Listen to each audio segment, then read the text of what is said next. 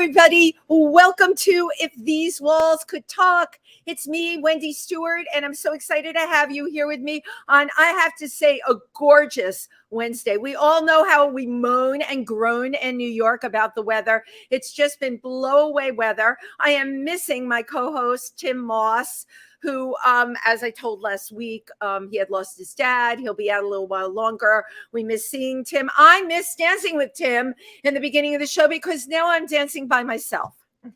And speaking of dancing by myself, I have to tell you, this Saturday, past Saturday, was Night of 1,000 Stevies. And oh my God, it was so incredible at Irving Plaza. I don't know how many of you are familiar with it, but this was our 31st year. It's produced by Chichi Valente and Johnny Dynell, and of course, a bunch of other people who come year after year to make such a great show. But it is a tribute night to Stevie Nicks, Fleetwood Mac, Christy McVie, who we lost this year, rest in peace. And the audience was absolutely stellar. I mean, they dressed the part, and lots of newbies, lots of Night of 1,000 Stevies virgins. We love those virgins because we sacrifice them. We test them to see if they know all the words to the songs.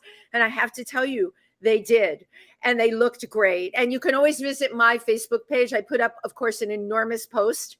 And Wendy Stuart on Facebook. And I am in the Battle of the Stevies. There's 1 or 2 videos up already. I love that at the end where everyone who's dressed like Stevie gets on stage and we just battle it out to the end. So along those lines, up and coming, you can catch me this Thursday night. I'm going to be hosting at Rebar. Thank you, Kareem McJagger, for suggesting me. And we're going to all have a great time there. It's a throwdown Thursdays. It's 80s, it's 90s. But you know, if I'm in the house, it's anything that you want it to be. So I hope some of you come. It's on 19th Street and Chelsea. And I think it's 225 West 19th Street. Don't hold me to that. You can always Google it. God, where would we all be without Google? Rebar, R-E-B-A-R. And the owner, Franco DeLuzio, love him to death. He's been on this show. Come support him, support Kareem. I have another co-host there, and we're going to have a great time. So speaking of great times, you know, people say to me, Wendy, how do you find your guests? And you can only imagine, you know, sometimes it's in the street. Sometimes it's through PR people. Sometimes it's just kismet. And I'm here at amazing PANGEA, where we have some of the best talent you will ever see, not only in New York, nationwide. They come here and do their shows. And I'm here one day, and somebody comes walking in the door that was looking for Steve Shanigan, the owner. And I'm like, oh, are you a performer? And this person tells me yes. And I'm like, oh, who are you? And the person tells me Clay Woman. I'm like, Clay Woman. Oh my God. That's a name I've known about for forever. I remember Googling Clay Woman even a couple of years ago to see, like, what is this person about? Is Clay Woman an actual woman? Is Clay Woman a man? Is Clay Woman gender fluid? And after seeing a picture of Clay Woman, I honestly wasn't quite sure. So as we try and unearth, pardon the pun, my guest today is Clay Woman, a 500-year-old extraterrestrial, 500 million year old extraterrestrial from Marillion Galaxy. I just love this. From like another galaxy. Can you imagine? Who, God bless, frequently visits us on the earth. That's right. Why does Clay Woman come here? Well, we're going to find out answers to that and more when Michael Cavadias, who created Clay Woman, comes into our little boudoir right here at PANGEA. Michael, slide on over. Hey. Hey, how are you? I'm good. This is like you're here in the booth where it all happens. Let's make you a little more room. Okay. Are we all? Okay. We're all front and center. You know, people don't know what we go through here. We're like talking to a little tiny green light. But you know what? I like doing that with Michael because Michael created an extraterrestrial. Oh, good. I can say it. And, you know, let's face it, like talking to a green light is like something an extraterrestrial would do. Right? Oh, absolutely. Yeah. And it would talk back. Right. It would totally talk back. So first of all, welcome to the show. Thank you. You are an actor, a writer, a producer, a performance artist. heaven only knows what else you do, because you created this amazing character. So I'd like to just start with a little overview about who Clay Woman is. And I can't think of a better way than just showing your shorter introductory video. Okay, yeah, We're going to do sounds that, like a good okay? idea. So you're going to meet Clay Woman firsthand. Is a laptop computer that Karen gave me for our segment tonight, which is called People Like You. It's for people like you, simple people who just want to ask a question of a 500 million year old extraterrestrial, but maybe aren't in town. So you send in a video. My name is Clay Woman. I am 500 million years old, and I come from the Marillion Galaxy.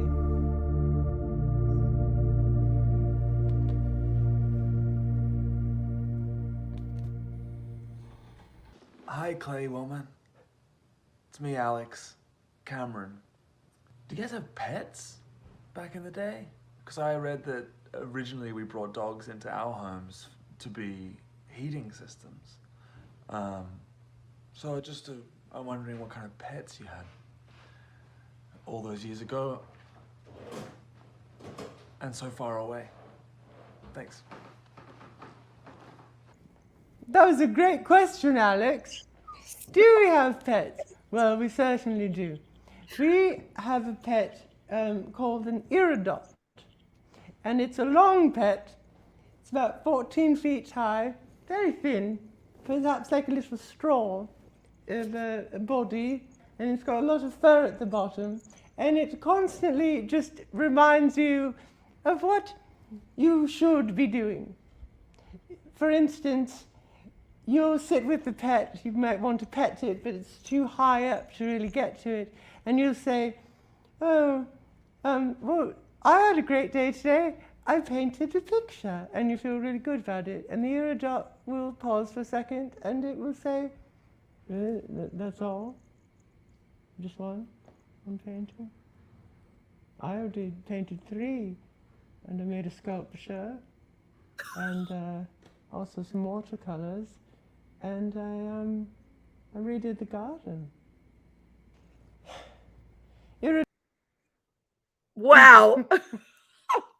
So I'm here with Michael Cavadias, who is Clay Woman, and we just looked at the video to give you a little taste, right, of this 500 million year old extraterrestrial, which I haven't even getting to the makeup, or this is such a brilliant character, but very interesting in this one. You talk about the Clay Woman.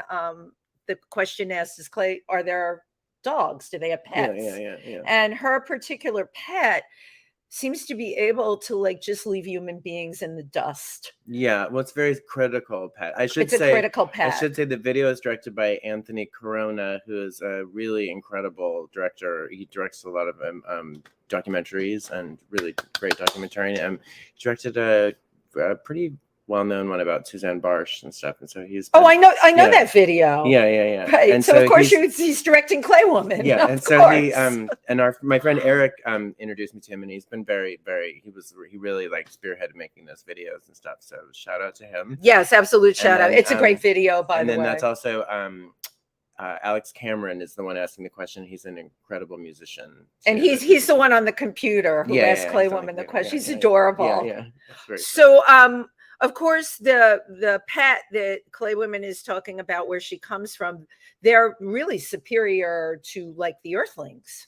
Yeah, well, the pets are like, I guess it's sort of like if you had a pet that was kind of like a plant, but also like your inner critical voice. Right. Sort of And so, there's a lot of things in Clay Woman's world that are kind of, she deals with a lot of her friends have like personality disorders and things. So I don't know why I knew that, but I knew that without you telling me. So right? It's, fodder for a lot of, she'll talk about them and what, you know, like, how she deals with them and different things. And like, so there's a lot in her universe that's might be like really out there, but it's also very relatable, I think. Oh yeah, totally, Yeah. totally relatable. Unfortunately. Unfortunately. Yeah. This is so great. And she knows a lot of dysfunctional people. So there's a lot here, even though that she's an extraterrestrial, that we as Earthlings can actually relate to. Yeah. Except this character you've created is she's very wise in her answers. Yeah, I think so. I mean, she seems she's wiser than I am, for sure. You know, like sometimes I'll try to get in touch with her to ask her, you know, what I should do with various things and stuff. So, You do? Yeah. Yeah. What? So this is getting better and better. How the things that she tells you, Michael, have they helped you? Well, I mean, it's funny because it's like I actually came up with her when I was very young. I was at NYU in college, and at the time I was Anoni, who's one of my best friends. Of course, we came to NYU together and were best friends for way back then. So, what was your connection with Anoni? We actually met at the audition for NYU. Fabulous. And this is for their theater yeah, department. the theater. Yeah, the which theater is department. everyone knows top notch. I mean, you have to be great to get in there. But Clay Woman wasn't born yet. No. She wasn't born yet then. Yeah. And then we met at the audition in San Francisco, and then we kept in touch. And then and when we came to New York, we went to Pyramid Club the first night. Oh my we God, moved of there and course. saw Hattie Hathaway lip syncing Kate Bush's "Wow," and We love Hattie Hathaway. Yeah.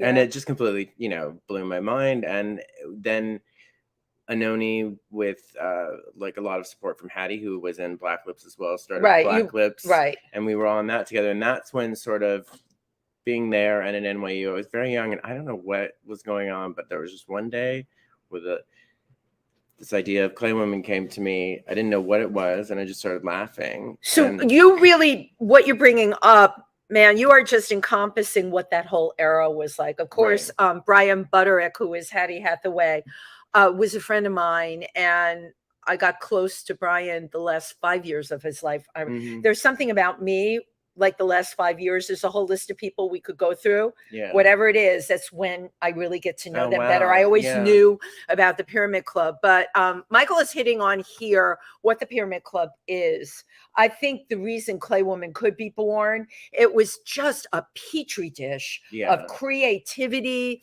and freedom and no boundaries, and it was fertile ground for incredible things to emerge from. Yeah, no, it was really, I mean, I don't think it, you know, it was kind of like, I came here very sort of like unfocused and not knowing what I was going to do or who I was and all that. And then like, you know, I sort of learned from Hattie and all these people who had been around, you know, like, and Anoni, and we just ended up creating all this art stuff. And, stuff. You know, art. but there wasn't any real, it was great because there wasn't any sort of like goal. No, you know what, but you're okay. So, you know, this is a great conversation because you saying this, because that's a time I'm part of now, especially with people in NYU. I mean, you've got your whole Brooklyn creative scene, but even that is a lot more focused than the days of Pyramid Club. But it was the disfocus of that allowed that kind of creativity, that allowed Night of a Thousand Stevies, Chichi Valente. I think people are sort of forced to be more focused. They have to be now on making money and stuff now, because you have to, like, survival is much more difficult. Right. And back then you could, you know, kind of, you know, just exist in the nooks and crannies in a way. But you were existing in a nook and cranny, and look what happened. Yeah. So this character came to you when you were Pyramid Club. Yeah, and then, you know, it was very different back then. She was much younger. But you know, with a lot of layers of clay, she was you only can make her any age. She was only 100 million years old then. But and most of the sort of things that we did, the plays that I wrote and did with Clay Woman, took place back in the Marillion Galaxy, not on Earth. And so then. So she wasn't really giving advice so much. No. She was more like a siren. She was a siren, and she was younger. Yeah. How long were the plays that you did? Like, what was it? An hour or so. You could do an hour play on 100 million year old extraterrestrial. Well, all the plays at Black Lips were like we would do a new play every single week. But they were like there were 13 of us or so. And Right. so a different person would write the play each week. And can you just name some of the other people too? Yeah, it was Hattie, Anoni, Floyd. Of course, Floyd, right. Love Forever, who's now known as Marty Wilkerson, Kabuki Starshine. Okay. Ebony Jet, who's Lambert Moss. I'm trying to remember everybody. I'm going to forget a bunch of people. It's fine. And then, there was a ton of people, a ton of amazing. How incredible. Amazing A play people. a week. Yeah. And certainly with a play a week, there was no time to really learn lines or anything. Johanna Constantine, Psychotic Eve, Eve, right? Yeah. It was an incredible. There's a book out about it too right now. Could you tell us what it is too? Yeah, it's called Black Lips, Her Life and Her Many, Many Deaths. And it's out on an anthology publishing, and it's a huge, big, gorgeous picture book. This is amazing. Amazing. I would have had you hold the book. Do you have the book? I don't have it with me. It's massive. It's I would have sent a messenger to get that book on here. Anoni and Marty put it together. They did. It's really a work of it's beautiful. It sounds like an incredible work of art. And unless you know how important a book like that is, because like we're having this conversation, we're passing it down. But if you don't have books and things like that, it won't get passed down. And that time, which is encompassed, that time will just, dissipate or become something else, which is even worse. Yeah. Well, it's really amazing too, because back then things weren't documented as much as they are now. But Anoni made sure to take videos of every single show. Back then, smart. And then there's all this documentation and a lot of, I think, I'm not entirely sure because I didn't put the book together, but a lot of the pictures in the book come from stills from the videos that were digitized and stuff. Oh my gosh. It had to have taken forever to put that together. Yeah, I think it did 2 years. Yeah. So these plays that you did, there was no, they had to be non-scripted, right? They were scripted, but we would only have one rehearsal, and a lot of times people just held the scripts in their hands, and everyone would sort of figure out their costume on their own. And the set was sort of made when it was made that night. And so it was very it was just very thrown together. And, they varied in quality. Like sometimes it was really brilliant. And other times, things were a bit, went a bit haywire, but that was part of the sort of charm of it. It was, and everybody wrote, I wrote, we did it for 3 years. And so I wrote 3 or 4 of them. Everybody wrote, multiple, Anoni wrote a lot. Floyd wrote. Yeah, they really had a chance. Hattie. Yeah. Hattie wrote some brilliant one. Hattie was I'm really watching the videos recently. I was just losing my mind watching Hattie's performances. Hattie was an incredible performer, and Joe Preston, if you're listening in, Hattie actually directed and was in the reading of Glamour, Glory, and Gold. Wow, yeah, and was just such an amazing, riveting person. One of the last things I saw Hattie Hathaway do was at the Whitney. Mm-hmm. What is it? It's 3 Teens Kill 4. That was. I always screw that up. I always say 3 Teens Kill 5, and everyone's like, Wendy, why 5? Why not 4? Because that's correct. But at the Whitney, seeing Hattie with that panoramic view of glass, right, and just it was so amazing. And then not all that long after was just gone. I have 2 days before Hattie passed, I have the phone call on my phone. I kept it. I know.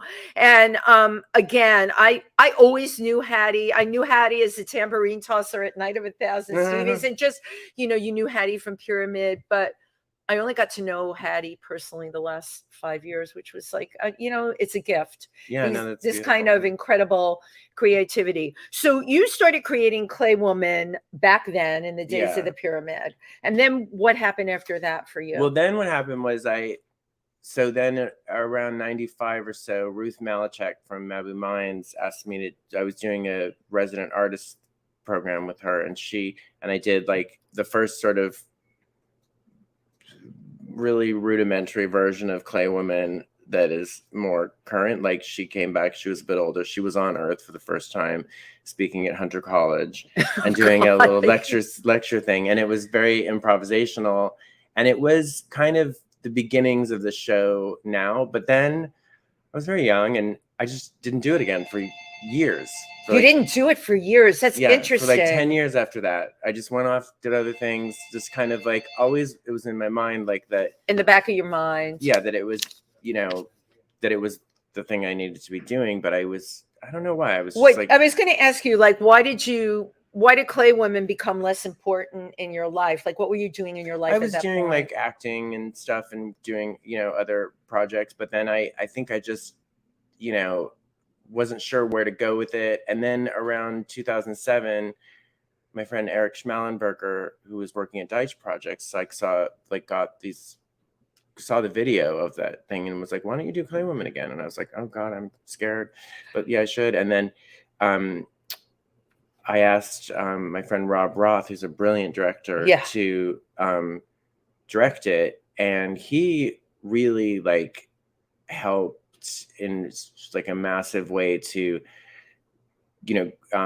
like figure out the current version of Clay Woman, because he got a makeup artist who figured out that's what I was going to ask. Then, Courtney Tishman was her name. She designed the makeup, and then Todd Thomas made the costume.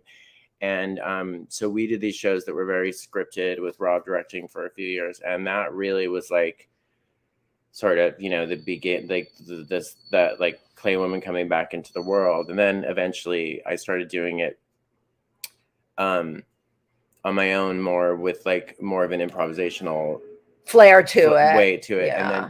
And then it really took those like years of working with Rob and with Evangeline, who taught me the movement stuff. I was going to ask you about the movement, because Clay Woman has very specific movements, but what you're talking about here that's very interesting, the original Clay Woman was definitely born organically and grew so far and then couldn't really grow anymore. So you had to evolve as a person, and then all of a sudden you have this incredible collaboration, right? Collaborations are really important. I can't emphasize those. Rarely, because there's things that I couldn't, that I needed people to sort of push me in directions, and then and like now it's at the point where I've done the characters so much, of course, that it just kind of you just put it on and she's there. Because you've done it so much, but you've evolved to the point of Clay Woman that you're at now, and they certainly helped create Clay Woman along the way. First of all, I'm glad that she had a rebirth, so that we can be talking about Clay Woman today. But the character itself is really quite brilliant. I watched some of the things that you sent. I love her logic. Yeah. Because there really isn't any, and it's so damn convincing when you listen to what she said. It's like you're like, wow, and then you're like, what did she just say?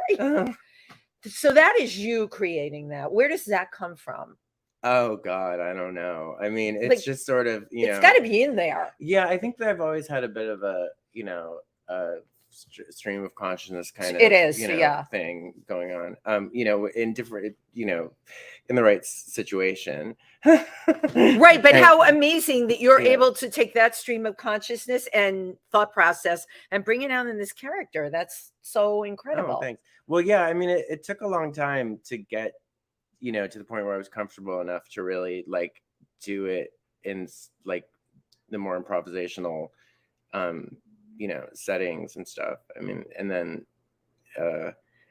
because it was pretty heavily scripted for a long time. I would write like very long detailed scripts and stuff, but then it at a certain point it well enough, and like where how her mind works enough that you can go off, get up there and just throw it away. When it was scripted, was her mind working the same way as what you get up and do on stage improvisationally? The core of it, but it's a little bit more. I think also my writing at the time, maybe 10, 12 years ago, was a bit darker.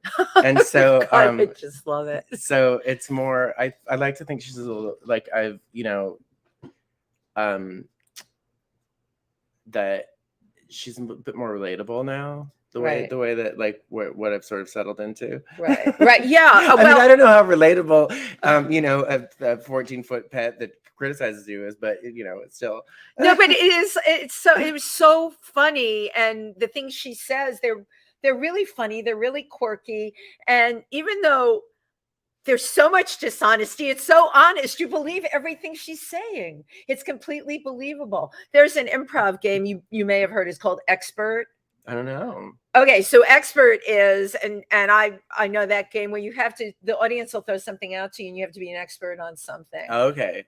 I use that in my real life, Michael. Right. It's like when I'm like bullshitting on the phone trying to get somewhere with a doctor's office or anything at all, I pretend I'm an expert. I make up like some career I have in the medical field or something. It's not all that different. Okay. You are, it's about commitment, right? Yeah. And Claywoman has committed to a thought process. When you were a little kid, was there, like, if I were to talk to your parents, would they say, there were inklings of Claywoman and Michael as a kid? Did you have an imaginary friend? I had so many imaginary I knew it. There was a cast of thousands of Yeah. imaginary friends. No, there was always a lot of imaginary friends and a lot of my mom used to like write down there was some of them really early ones was, I don't remember this obviously, but my mom says there was ones named Silly and Sin Talk. Silly didn't talk. Sin Talk was Sin the other Talk. one's name. Yeah. Wow. Which is kind of dark for a 2-year-old, but Wait, at 2 years old, 2 or 3 or whatever like that. I had Sin this, Talk. Now, Yeah. what was Sin Talk? Who was? I have no idea. Your all I mother know is wow. she would tell me about them. Yeah. But how cool that you had a mom Yeah. that recognized this creative gift Yeah. in her kid. Yeah, and when I was, when I first moved to New York, and Noni will attest to this. I used to just like kind of spaz out and go into like a bunch of different characters, but it was all very, I didn't really know what to do with it or where to put that energy. It took a long time to kind of like,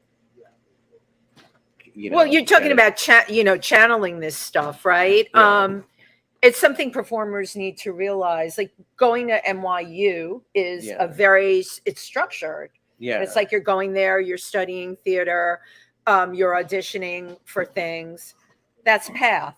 Yeah. But we also know so many people in performance art, certainly on the Lower East Side, they just like evolved into this incredible. Floyd is great, amazing. Yeah, amazing. I imagine Floyd evolved into what Floyd does. And like I'm sure all of that stuff was there when he was a little kid, like right. The funny thing about and you mentioned Floyd was like when we were when Black Ops was getting going and like I was like a huge I was so young and so like I would see Floyd's shows or Mistress Formica's shows and stuff. Of course, I was like, Formica, right? I idolized them so much. And when Floyd agreed to be in Black Ops, I was so nervous because we had a superstar was with us, right?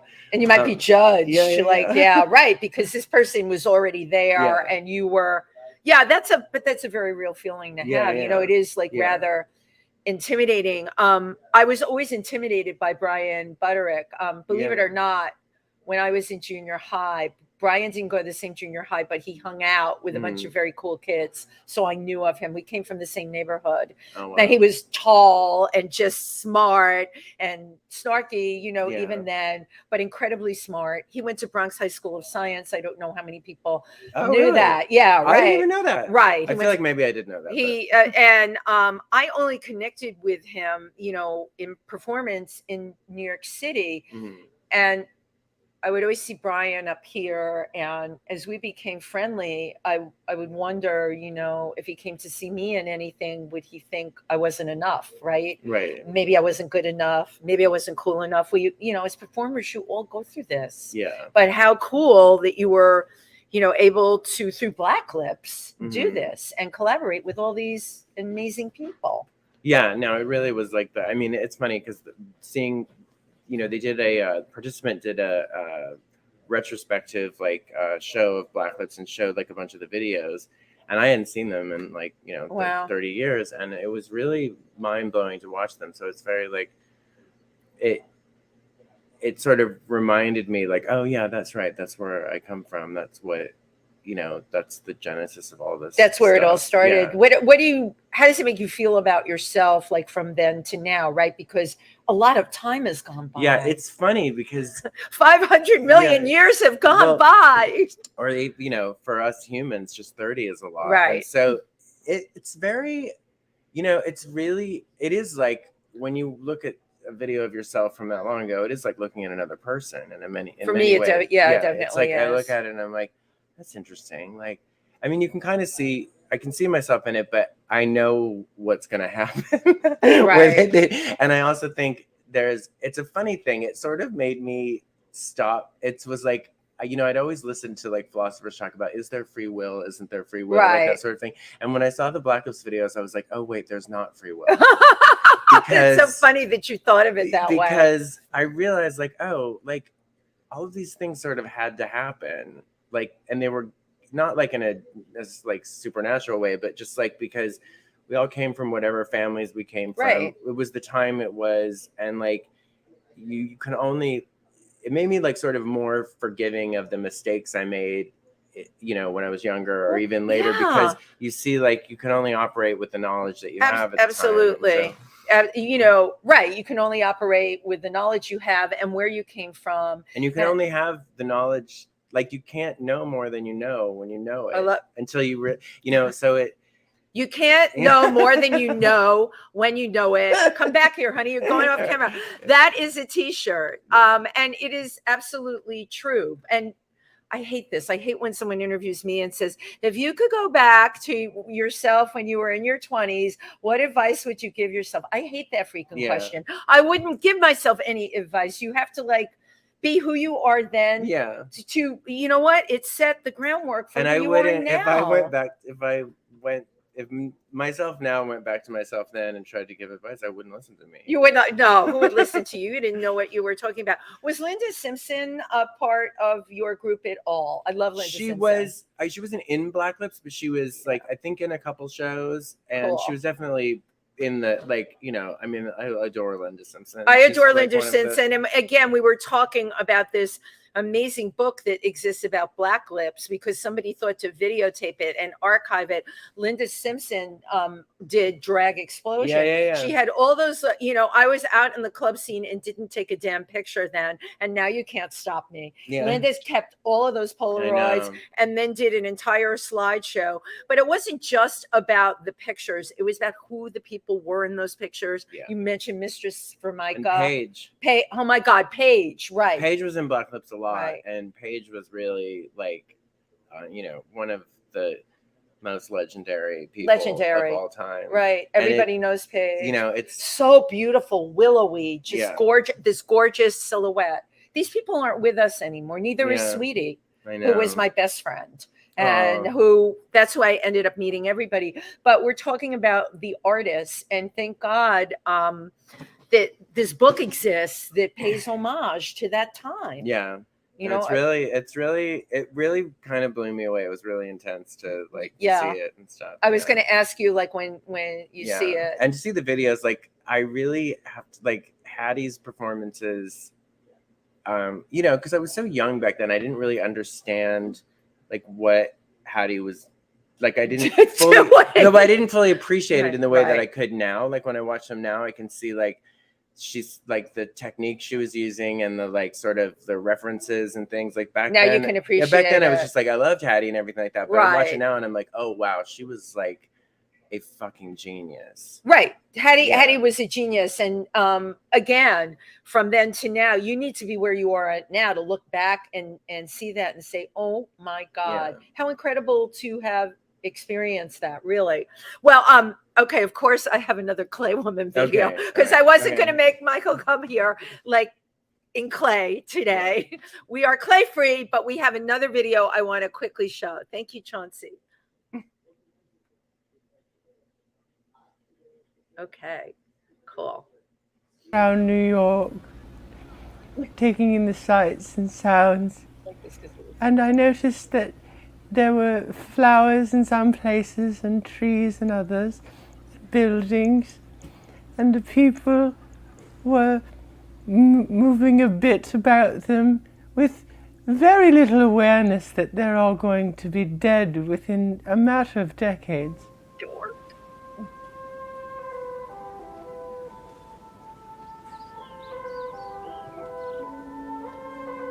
I'm very excited to be in New York City.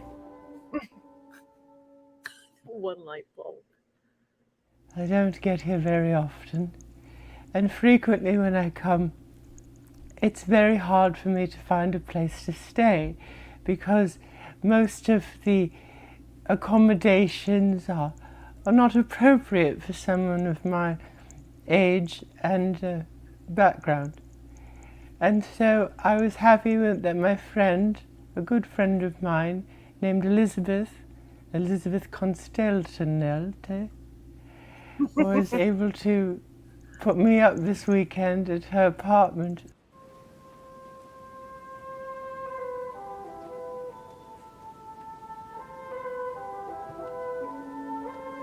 I've been on tour for a long time.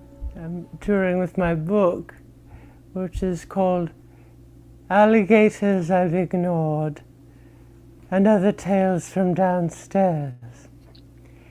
It's a book I've been working on for 600,000 years. I've written one word every so often.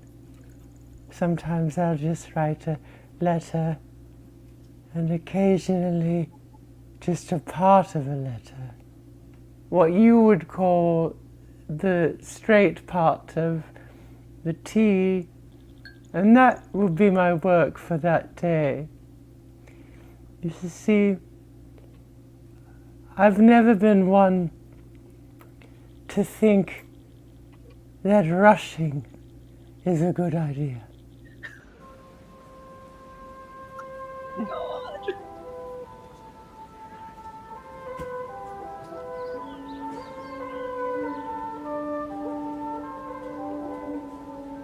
I know that's not the same for you on your planet because you don't live very long. You don't. I do. I'm not trying to brag or anything. Oh my God. Just amazing. Okay, now I want to talk about the voice and the movement. Okay. I'm sure you've been told the voice is Julia Child-ish. It is that high pitch. What made you choose that kind of voice for Clay Woman? I don't know. Oh, It's just kind God. of like, because when So I first funny. did it at Black Lips, it was more, the voice was more sort of like craggly and like not in the higher register. But then when I did it at Mabu Minds, it just sort of ended up like that. And for some reason it Love fit. it. And I mean that, Yeah. the thing is that Clay Woman doesn't really sound like that in the Marillion Galaxy, but she wanted to find like a way of talking that humans would find like sort of relatable and somewhat comforting. So she went with kind of that, sort of like sort of British-ish, sort of, kind of like motherly. It's motherly. thing. It's wise. Yeah. Like Clay Woman knows what she's saying. Yeah, she knew what archetype to Right. to use for humans. And then the movement really was because of Evangeline, who is a great Butoh dancer and artist. What kind of dancer and artist? Butoh. Okay, so yeah, that was and I wanted you to explain it on camera. Yeah. I didn't know what it was, so please. It's this I'm not going to explain it perfectly because I'm not an expert, but it it was invented by by Kazuo Ono, who was a Japanese artist and dancer who invented it, I think, in response to Hiroshima, to sort of express the like extremity of like terror and stuff. The emotional through dance. And it's very, very slow and very it's hard to explain. You have to people should Google it and watch some Butoh. I did hear that it was a reaction to Hiroshima, and I did do that Google. But Evangeline really worked with me to make sure that to slow me down and stuff and get that. Well, even Clay Woman's the body language is very slow. Yeah. It's a very organic body language, but the cadence Yeah. with which she speaks is very slow and thoughtful, and Mhm. it really draws you in. You find Right. yourself, oh, I need to listen to what she is telling me because because it's truthful. Yeah. In reality, when you like, if you just really listen to what she's saying, you're like, oh my God, Right. what did she just say? You do, when you have audiences, this was so funny. I was laughing reading this. You do a guided meditation. Yeah. What? Tell me what that's like with Well, Clay it's Woman. usually like she'll, after her opening talk about whatever she's done that's on her mind, and she'll give a little history about her life and stuff. Then she'll lead the audience through a guided meditation, which I won't go into in too much detail here. But the basic gist of it is the meditation is not really that relaxing. It's usually kind of harrowing. Is it dark? Is it dark meditation? Yeah, it can be. It depends on what's going on. But it's very, surreal, and sort of like she sort of takes you down like a path, and then hopefully people feel better afterwards, but they might not. Right. You know what? You just got to go with it. And it may not be the way you feel after a Yeah. regular meditation, which is very calm and very free. I think what Michael's telling me is you might just be agitated and not feel great. Hopefully, feel, find it amusing. And of course you would find it yeah. Amusing. So that brings me to, of course, I have to come see you when you're doing Clay Woman again. Yeah. So tell us about when we can expect Clay Woman to next visit the earth. Shows I do. The first one coming up is June 16th, I believe, a Friday at the Parkside Lounge with Christine. You know Christine, the amazing singer. I Christine know. with like 3 E's. Oh, I know who Christine is, of course. Yeah. When the minute you said the 3 E's. Yeah. We do like a show called A Night Inside. That's like a variety show. Cool. Clay Women and Christine host it. We have guests, like a talk show, musical guests and stuff. And then the next like full Clay Woman show, that's just like the Clay Woman show, will be at PANGEA on July 9th. Okay. And the guest is Joe Firestone, who's an incredible comedian and actor, and is like genius. I'm so excited. A genius, that she's doing it. Yeah. So where can people find out about you and get these dates from? Right, because we have people listening now, but I want to be able to have people. Mostly, everything's posted on the Instagram, which is Clay Woman Hello. Yeah. And also there's a Patreon, which where I post like Clay Woman has like a podcast that she does, where she talks to people. Does, yeah. And it also, obviously, the Patreon helps fund my ability artists to do this, Yeah. And that's just patreon.com/claywoman, and people can subscribe for like $5. Right. But yeah, the Instagram is where usually most, and you can also on the Instagram sign up for the email list, and that'll get you right. I did see that on there. I'm just so excited to come and see you.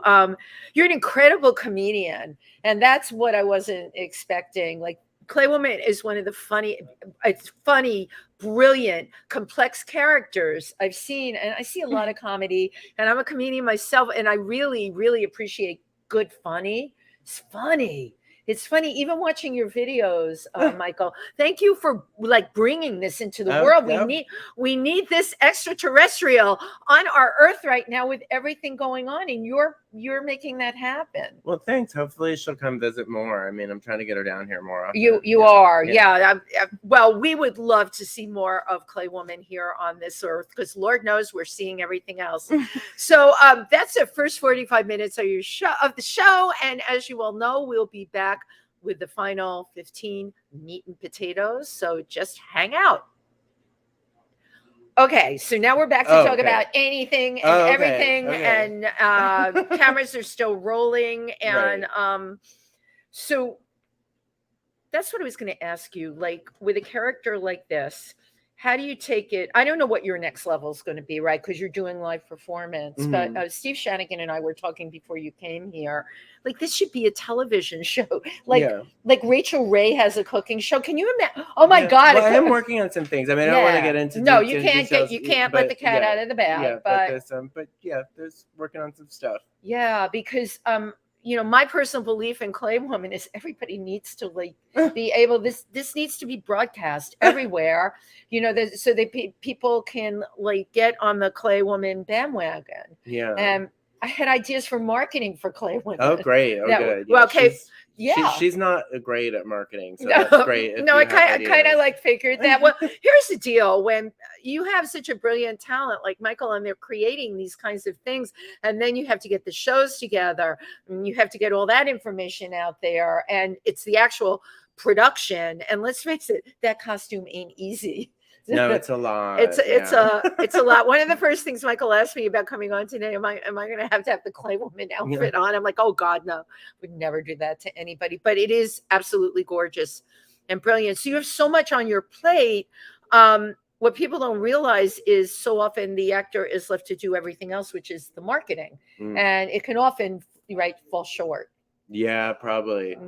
So if there are any sponsors, you're so funny. Probably can. If there's any sponsors out there looking to do some marketing, start with Clay Woman. Yeah. Absolutely. Thank Yeah. you. No, we totally love that. What did you? Well, this is kind of a rhetorical question. What did Clay Woman do during the pandemic? But she probably just went back up to her galaxy. She went back up there. She did some podcasts and stuff, from the Marillion Galaxy. But she wasn't allowed back onto Earth, mostly just for like quarantine reasons, which was kind of like unfair because she's not really susceptible to the same viruses. I was going to ask, did Clay Woman have to get vaccinated? Yeah, but she was just like, whatever. It doesn't really work on her, have anything to do with, she's not human, so it didn't really like. Isn't that great, right? Wow. But she just did it anyway to be a team player. Clay Woman is a team player. Well, of course she is. Did you find? You said you were doing the blogcast. Did you find your creativity because of the pandemic stifled? Many people did. Many people couldn't create. I found it was good for. I mean, it was good. It was good and bad. It was like terrible in terms of depression, but it was good in terms of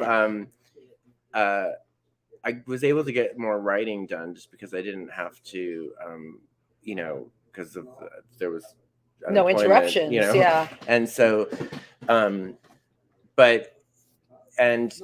it was. I feel like it was a little bit. I remember the first like couple shows after it ended, like after the. Well, after we were, I don't know. Couple shows after the first vaccination. Yeah, right. When we were feeling better and could be freer. Were really like I was like really freaked out. Like it was like it was like to get the everything muscles going again was like difficult. But then now like everything. So so that's what I was going to ask you. You're back to what do we say? Your fighting weight. You're back to who you were. Yeah. Before it didn't like completely change your head or anything. No, I mean I feel like it's things are fine. Things are fine. Wow, that's really interesting. Things are so not fine for me. I became a different person. Yeah, I mean, I do think we all became different people. I definitely like different people, and not like what would have been normal in a 3-year period. Everybody changes. I mean, I do think I feel like more. It had a good effect on me in terms of like reminding me what's important and. So it changed your priorities maybe a little bit? For sure. I look back at my 2019 self and I'm like, girl, right. What were you thinking? Right. You went back. Yeah, I would say it was a wake-up call for many, many of us. So during that time, did you ever, God, I'm really out there. Did you ever use the opportunity because there was no performing? Some of us, I gave these outside dinner parties, not performance, but putting people together. Did you ever think about going out, or did you ever go out as Clay Woman in the streets?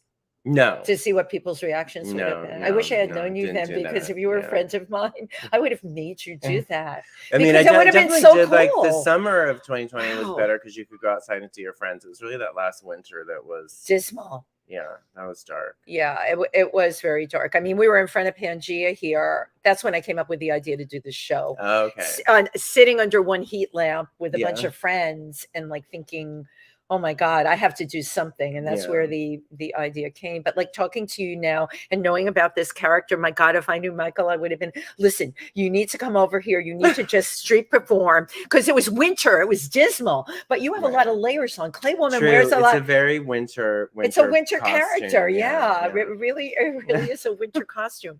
So in your future on Earth, Yeah. do you have ideas of what you want to do as far as being a straight actor? I don't mean straight. I mean in terms of performance, acting, writing, or any of that. What's some of your game plans? Yeah, I've with done that? a lot of. I mean, I've done I a know lot you of have. work outside of Clay Woman and stuff. And I just finished a John Cameron Mitchell and I wrote a scripted him. podcast called Cancellation Island. That Stop! I love it. And that was really, really an amazing experience writing that with him. And it's going to come out in the fall. I'm very excited about that. So Wow. and that's Wow. totally different, project. Right. So, I love John Cameron Mitchell. Yeah, And he's another really- brilliant person. Really the best. Yeah. he's And of great. course in your group of friends, another one. How wonderful to be able to collaborate Yeah. with people like that. So you've got that going on. And Tim and I, when Tim is here, we always talk about actors, especially performance artists, getting representation of people that right, you're laughing at that. I know that's a pipe dream and a half. Do you have people like approaching you about representing you? And yes, just like randomly? No, not randomly and stuff Yeah. like that. But yeah, I have. But that are out there like fighting for you as an actor. Yeah. I have Great. a couple people. So yeah. Great. Do you want to do anything musically? Gosh, you're really like making me think about. Yeah, it. this is what I do. I go down the rabbit hole. I open up the can of worms. I like to sing, but it's not really like it's not something that's on the front burner right now. Right. Yeah. But if someone wants me to sing, I love to sing a song. You have a little repertoire of things that you do. Oh, come on. Oh my God. Yeah, I mean, I haven't sung live in a while, but I used to do a lot more. So yeah, You maybe I did. should I think get going with that. So Clay Woman sings too, but like she doesn't sing that well. Well, she's soprano, I would think. Yeah. Clay Woman would definitely be soprano, and so I tend to channel some of my guests. So I got the singing thing from you, and I think it would be great. Okay. To bring back into your life. Okay, yeah, I'll get going with that. I can't tell you what lotto numbers to pick. My All channeling right. doesn't Why go that not? far You should because tell me what I'm lotto not numbers to that pick. good. People are Okay. like, "Oh, Wendy, you're so psychic." Just with the stupidest stuff. I have dreams and premonitions, and Well, if you find out, let me know. well, yeah, if you appear in a dream to me, which could like totally happen, Yeah. you never know. Have you traveled with this character? Have you done the Fringe Festival in a little bit. I Edinburgh? went not to Edinburgh, Okay, but I see her there. Clay Woman's been to London a couple times. One time, Anoni brought her over for the Meltdown Festival, and that was in 2012. And then, tell me, what is a Meltdown Festival like? The Fringe Festival? No, it's this like big thing in London that's like curated. Like usually, one artist curates the whole thing, and it's a lot of music and so that was really exciting. And Anoni brought a bunch of New York artists over. And then in 2019, I went over again with Eric Schmallenberger, who has this company called Blunderland, and Clay Woman came over and did a little set. And did a set with that. So while I'm channeling. And then she's also been to Vermont. Oh, I love it. Yeah. Does she ski? No, she just went to, there's a place called Kiksha Gallery, and Clay Woman went there to do a show. It's really nice. And she really did it. Yeah, I know. Vermont is beautiful. That was actually the first show after the pandemic. Oh, how nice to be in Vermont, where the air is clean, and the people, I'm sure, were very grateful. Very to have nice, her. very nice. Although one woman asked a question and kept and sort of kept not asking Clay Woman, but trying to ask me a question. Oh, Lord. And you were in complete Clay Woman mode. She kept saying that. What was the question? Well, she kept trying to sort of break the fourth wall. I don't know if she was doing it on purpose. I don't think she was doing it on purpose, but it was very funny because the rest of the audience was like kind of like, shh. Right. She was annoying. There is a button pusher in every audience. Yeah. Do you remember what the question was? She kept saying things like, well, how did you come up with this character? And Clay Woman was like, well, this isn't it's not a character. I'm here she's real. visiting you, you lowly earthling. Why are you asking this? No, I mean, she's real. So it was very, Yeah. She was, Clay Woman just was, just wouldn't she wouldn't accept the premise, right? Really. No, I mean, it had to be good for Clay Woman. Boy, I wish I could do that in my real life. Every time someone asks a crazy question. Well, you have been, first of all, love talking to you.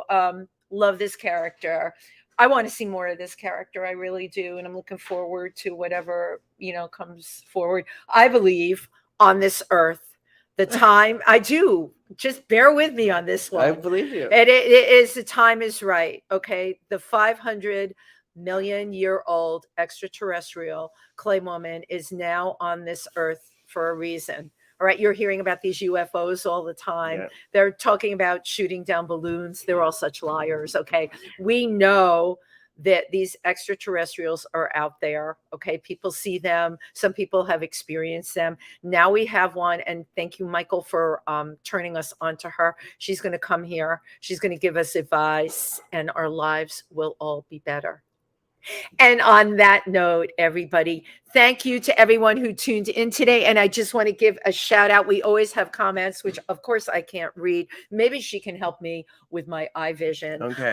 Cameron Cole. I miss Sweetie. Absolutely. Kobe. And Kobe is legendary. We love Kobe. The last Tuesday of the month, we have the incredible show here, Nouveau Riche, which is a wonderful variety show with every kind of performer, and they're all amazing. And that's the last Tuesday of the month. But if sometimes Kobe will switch it up on us, he's a sneaky little devil. Just go to Kobe Cole's page. He has a lot of them because he's been in Facebook jail more than anyone cares to count. But you can or you can just email me. I'll let you know when Kobe's show is. Not email. Reach out to me on Facebook Messenger. Victor Santiago, also a podcaster. Victor, always great to see you here. Cameron Cole, Mrs. Sweetie. Sweetie was an amazing, amazing performer and gone, I think now 5 years or 6 years. I was with Sweetie right till the end. And Sweetie's with me every moment. Some of those people never leave you. And of course, Suze Velve Genero, an amazing designer, does costume design, incredible design. I'm sure can completely appreciate the Clay Woman costume. Mm-hmm. It's not a costume. She's real. It's not a costume. Thank you, everybody, for tuning in today, and we'll see you all next week. Take care of yourselves. Bye-bye. Bye.